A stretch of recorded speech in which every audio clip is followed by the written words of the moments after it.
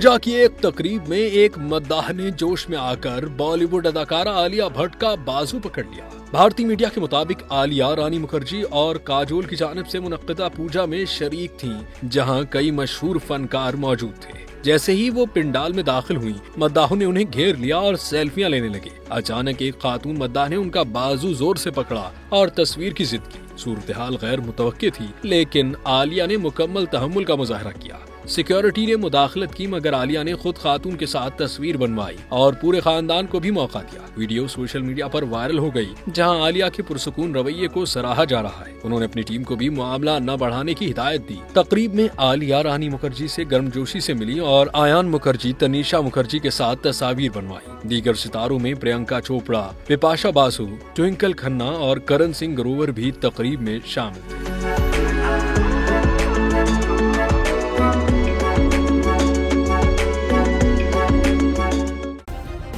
Subscribe करें और bell दबाएं ताकि कोई खबर रह न जाए।